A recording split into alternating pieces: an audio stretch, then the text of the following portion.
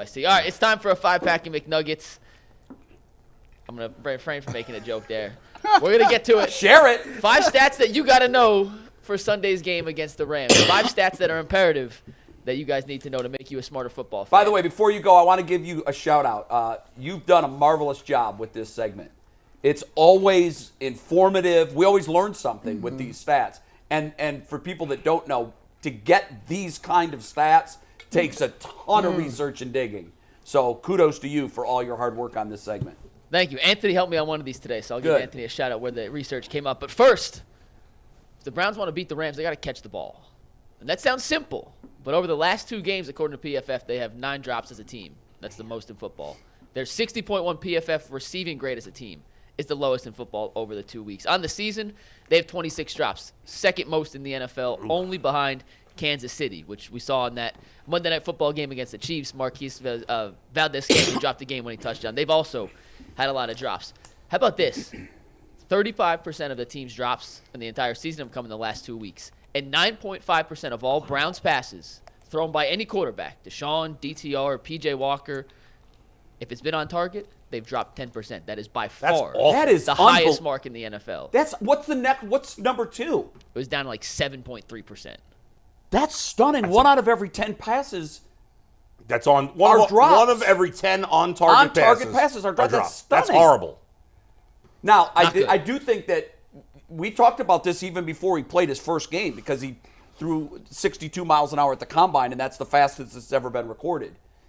What's interesting to me is you said 35% of the drops have come in fewer than 20% of their games. There's your answer. It's the ball he throws. The receivers aren't Josh used to it Allen yet. throws hard. Where are the Bills? Do you have that handy? No, but the thing is, his receivers are used to catching it from Josh Allen. That's true. This was a midseason change. And if you go back to Josh Allen, when they brought in Stephon Diggs, he had drop issues early on. I wonder if there is You're right. a correlation that maybe you can't throw the ball too hard in certain situations. I've talked to receivers before that have said it's you got to when you play for a quarterback that hurts your hands, you've got to work with jugs machines because you can't wear your quarterback's arm out by practicing that. So you got to crank that jugs up to 65 miles an hour and get used to it. We on kickers all the time. You got one job. Catch the ball. That's it. I don't want to hear about it being too hard. We're not paying you for blocking. Yeah. All right, Adam the Bulge.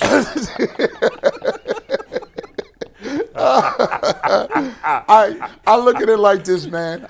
That's a super duper pause. Super up top. Change lives. Jay's out for the next minute and a half. Man, suit jacket Jay. Get it all out now. He's ever been. Let's go. Pull it together. Yeah, we don't carry this over to 12:30, guys. Okay. But the FCC's watching. But I will say though, it is hard for me to understand why the Browns just cannot develop receivers. I mean, just be average. Like, just middle of the road. I feel like they've been – now, I could be wrong, Mike, and I don't know how quickly you could look this up, but it seems to me they've been near the top in drops for years. Or maybe and I don't know if that's actually true, I don't but know it seems that I've way. never seen a metric that keeps that season by season, but I'm sure you can find it somewhere. It seems like every year they got a Bull, problem you're right. with that. It does. And you're also right. You talk about a Puka Nacua is a find in the 5th round, and we've taken 3 in the 3rd round recently, and some of them are selling insurance or doing whatever. They're not wearing a football uniform anymore. Listen, Cedric Tillman had his best game last week. If he has a good game with Flacco this week, I think we'll start to get excited about him. I will absolutely get excited. Right? About I mean, if he has, I'm waiting for these. I want a 100-yard game from somebody not named Amari Cooper. It'd be great. I don't think you'll see it this year. The Tillman thing is odd because I thought where he would help is red zone, high point, and fade routes in the end zone. We haven't seen any of that. None. He's a bigger receiver. Use him to his skill set. And hopefully that's what's coming. But you know, when you talk about how hard they're throwing the ball, I'll go back. I mentioned on Monday that throw that he made to Harrison Bryant in the end zone was like unnecessary roughness. Scott Bakula to Featherstone, like it was 110 miles an hour, hit him in the face. Don't throw it to Stoneheads. and Harrison Bryant caught it and wrapped it up like a. It was self-defense. I think it was self-defense. It was a concussion. If you a newborn, catch it. I got it. By the way, did you know Jason Bateman was one of the players on that team? Yes, right? You remember that? And Kathy He Ireland was? was the kicker. Yeah, that's right. Wow. Wow. What a name! What a name from the past. I know you've got a lot more stats. This a 30-second answer from Jay. The problematic drafting of wide receivers. Are they doing something wrong analytically? As they're missing. Yeah. So something in the pre-draft evaluation is woefully off. Well, it's silly. I think the answer is draft them higher because we talked about it a couple weeks ago. We went through the list. It's not like I think there was one guy, Amon St. Brown, they missed. Yeah. You could say Nakua that they missed. Yeah. But, 29 other teams did too, or 31 other teams did too. It's not like they've missed in 4 and 5 and 6. They're not missing on first round No, I get that. picks. But the weird They're thing missing about on third Nakua, when rounders. we had the lockdown writer from the Rams on, he said that Sean McVay said in the day after the draft, we don't think Nakua is going to be a difference maker. We know he is. Yeah. They were that confident. So I'd like to know what they saw, how if they they were that evaluated confident, him. why'd they wait till the 5th round Well, to take him? you're right. I'm sure that at some point they were like, we got to take him. Right. And they did. So they get credit for that where the 31 other teams passed on him 4 times. Yeah, it's a silly answer, but take them higher, and you got a Okay. bigger bowl. You got a bigger target that you're throwing Well, at. and in that vein, I think their draft philosophy is likely flawed because they haven't placed a higher priority on what has clearly been an area of need for decades. Well, and again, they haven't had a first-round pick in a while. Right. No, But then- they could have used the second-round pick on a wide receiver. True. I think that the places that they targeted were clear areas of need as well in those higher picks. Now, you can argue, and Well, that's they've why addressed some of those in free agency. They haven't really addressed they went out and made the trade for Cooper, Yeah. and they did get Landry and Beckham, which we thought would be surefire hits, and for a Elijah while Moore. they were. and more. Most. Bolt, to your answer, the Browns were 4th last season in the NFL in total drops. But in 2021, they were 21st. So Okay. not necessarily so high. All right, stat number Wait, 2. what was different about 21? What do you say? What was different about 21? The receivers. That would have been Landry and That would have been Odell, right? Beckham. But that was Yeah. the year that Baker didn't play well, that he was hurt. Yeah, 4.8 drop percentage in 2021. Where were they in 2020, by the way? Do you have that or no? Don't worry if you don't. I'll pull it up 1 sec. Give me 1 Yeah. sec to adjust. I got hit back a season. It drops in 2020. That was We their go playoff through. year. The year the Browns made the playoffs, they were near the bottom of the league. 21 drops. Okay. 4.2 drop percentage. So So I think a lot of that has to So do it's with who just they're been the throwing last to. 2 years. It's who they're throwing to. Yeah. yeah. And Get wide receivers that can catch the football. in defense You got of one job. the Seems pretty basic. receivers, It's not their thing, catching passes. in defense of their receivers, a little bit is there hasn't been consistency at quarterback for the Yeah, last they've 2 had years. bad true. quarterback play. Number 2, this one's more of just an anomaly, but the Browns have not won a game in the Pacific time zone in over a decade.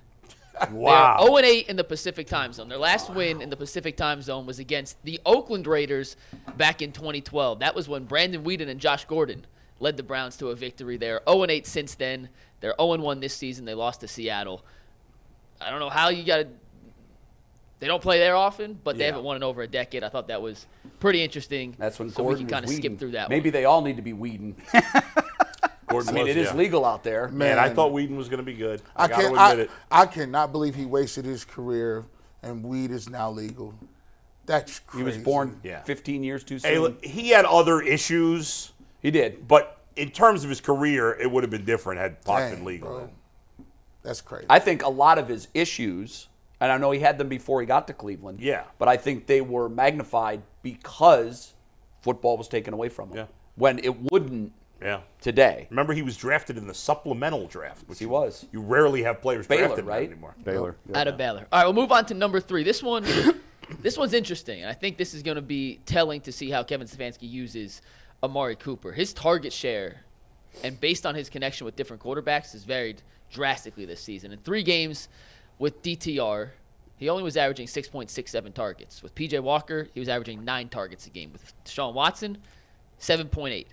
Now, that's only a slight percentage when you see overall targets, but PJ Walker was relying on him more than DTR, and we talked about how DTR and Amari never seemed to be on the same page. In totality this season, he's only catching 54% of his targets, which is by far the lowest catch percentage My of any of goodness. the top receivers in football. And I put him in the top 15, 20 categories. So I was Do we looking at know those how guys. many of his targets were catchable versus uncatchable. Yeah. It totally depends on what metric you're looking at and how Yeah, you deem because the catchable, drop uncatchable. metric can be different from. Exactly. But then this was interesting, too. And I know we've talked about his home road splits. I didn't realize how drastic they were.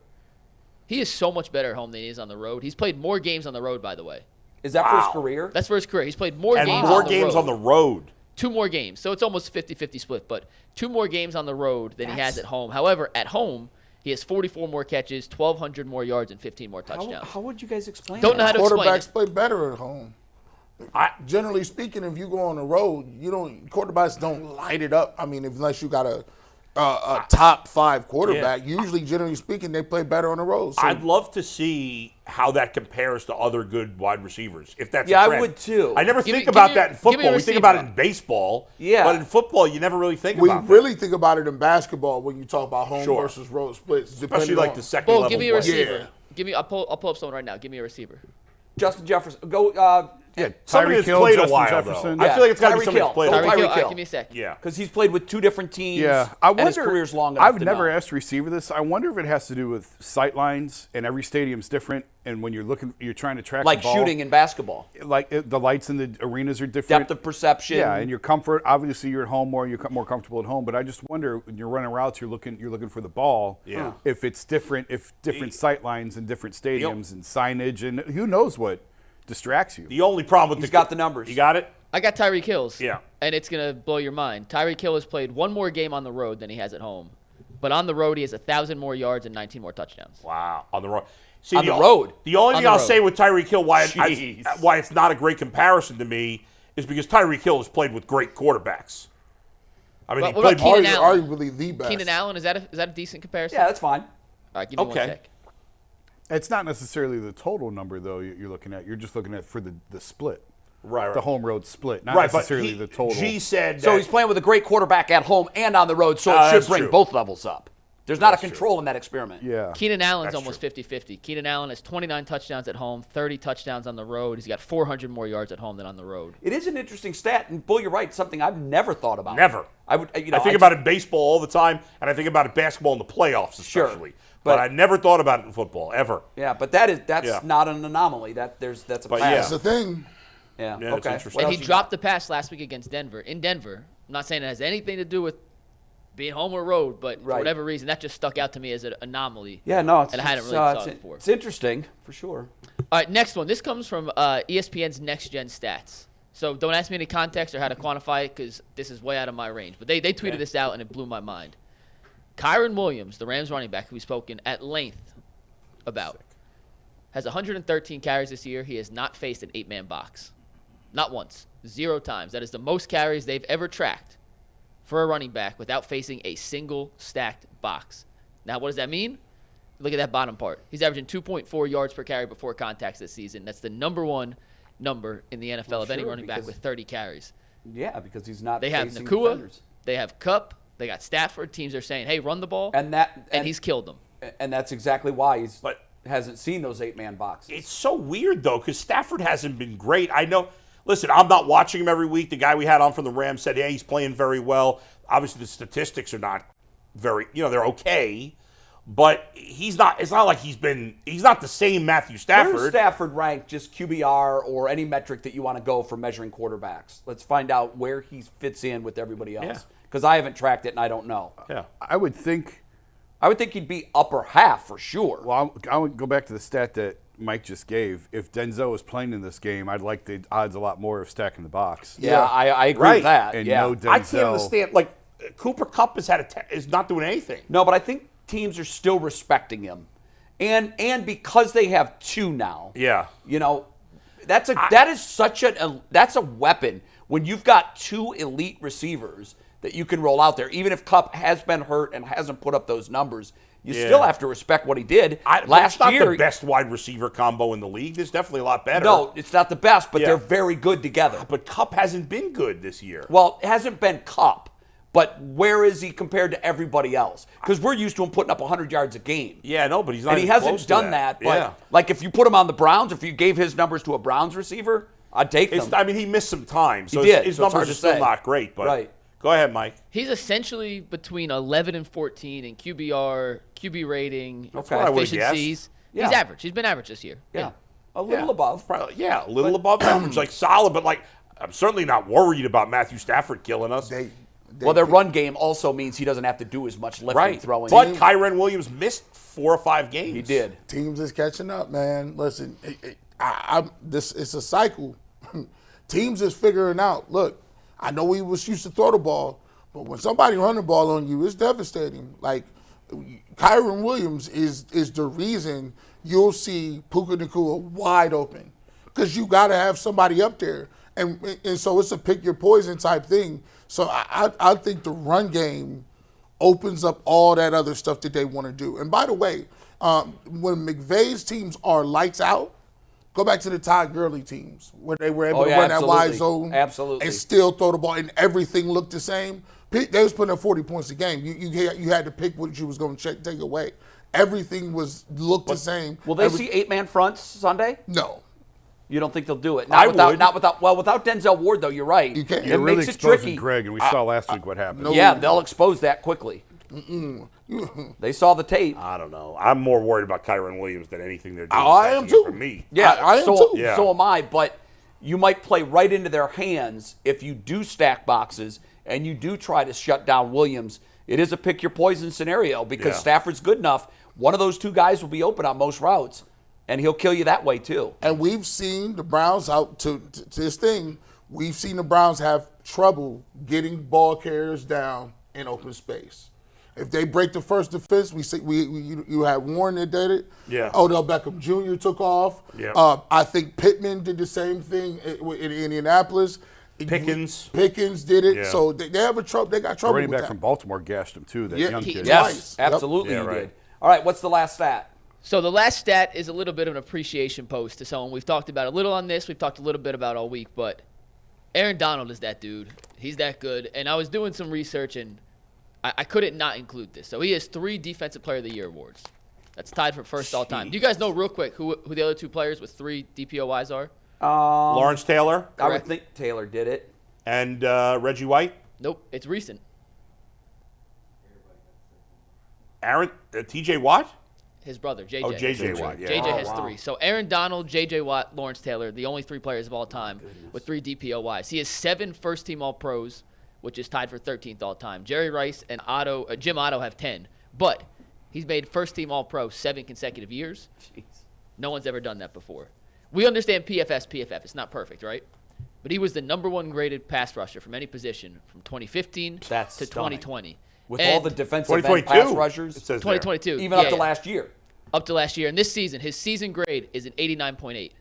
Where's That's that his ranked? lowest season grade of his career. That's currently not number 1. That's not currently. No, Dexter Lawrence is technically graded higher as a defensive tackle, but his season grade of 89.8, Which we is do all phenomenal. the PFF stuff. Elite. He's never had a season, even going back to his rookie season, where he didn't grade over a 90 in PFF. Just he's had a whole- enjoy watching him play is what this Yeah, Essentially, he's played like a Hall of Famer every year of his career, without exception. I don't think people. Yeah. I don't think they. I mean, You're it's all absurd. pro every year. Yeah, I mean, he's absurd. No, he was not an All-Pro his rookie year. He was drafted in 14. 7 straight though, right? 7 straight. So from 15. So his second season in the league till last season, and he has a By chance the to way, do it it's again tough this to season. be all pro as a rookie. He's played less than 10 years. He was the draft pick. Do you know who was drafted right before him? In what? It was 14? 24. Jadeveon Clowney was first overall in that draft. He played in Cleveland for a little bit, but he wasn't drafted by Cleveland. And he goes by 3 letters. OBJ. Oh. Wow. Let me tell you this. This guy, first of all, you already get a bump just by playing D tackle. Do you know how hard it is to have any production as a defensive tackle? You're essentially getting triple teamed every single play. They don't expect you to make some plays on the run, but his pass rush and his pressure at D tackle is just jaw dropping. Like, when Warren Sapp says That was my comparison as Warren Sapp. he said he's already the best. His numbers is crazy. Like, he gets pressure like he's a DN. Besides Warren Sapp, I can't even think of another defensive tackle at that Who's level the big in the guy last for 20, 30 Baltimore? years. Baltimore had one. Haloti Ngata. Well, Vince Wilfork with New England Wilfork was good. but not as good as Not Donald. a pass rusher, No. though, but a terrific run stopper. I think of like John Randall Cortez Kennedy. Yeah. All the great pass Those guys are rushers great, usually yeah. come off the ends. John Randall is the only defensive tackle with more sacks than Aaron Donald, by the way. Oh, really? How many does Randall have? Like 138. And Donald's at like 108. Yeah. Goodness. How many does Donald have? I believe 108. I'll double check, but I believe 108. I got to talk to Leroy about John Randall. John Randall, that's 138 at D tackle is insane. Did he play D tackle his whole career? Yes. And he's talked about John Randall before, Yeah, too, he's as being mentioned him. an ultimate professional during practice. Like, Yeah. high motor all the time, leading the charge, leading by example. Leroy said nobody dare dogged it ever Yeah. for one play in practice because John Randall would rip their head off. Yeah. And at this point in his career, Aaron Donald's playing with a lot of just guys. You know what I think know? makes us think he's On older? defense. The play that he made before the Super Bowl when he floated the idea of retirement. Right. I think Yeah, that made me think Most he was of older. us tend to think that, oh, well, he's at the end of his I career. know. This guy could do this at that level. He's barely down in He's production. 32. He's 30. He's not that old. No, he could do this for 2 or 3 more years. Yeah, probably. I mean, And he's to still both great. points, both said he's playing with nobodies. I told y'all earlier in the week. Aaron Donald is the only player on the Browns defense who was a first or second round pick. Rams defense. Rams defense, sorry. Yeah, you the did only tell- player on the Rams defense who was a first or second round Which pick. is stunning. I mean, that's it. He's playing with a bunch of no-names now, and he's still dominating. And there may be some decent players, but, nobody special. That's going to be a fun matchup Yeah. to watch because the Browns are good in the middle of their line, and it's Yeah. going to be fun to see who wins that matchup more often than not. Totally. Great stats as always, Mike. Somewhat off topic. You mentioned Haloti Nagata. How do you say Nada. it? I think it was Nada, yeah. The Browns were in position. Is this? I don't know if you guys, if this story is out there. They had the pick. They were on the clock to take him. It was between him and Kiren Williams, and Baltimore was right below him. And I think it was Phil Savage called Baltimore and said, "We know you want him. Just give us something to move up." So they flip-flopped. So the Ravens got Haloti Nada, and the Browns took Kiren Williams. Do you understand how That good hurts. That about hurts. sums up that I'm history. almost positive it was Same. Kiren You Williams. could write a book on draft tales from the crypt. Oh. A homeless guy told Jimmy to take Manziel, allegedly. Like, the draft day Yeah. stories. It's brutal. unbelievable. Same That's thing. sickening. Same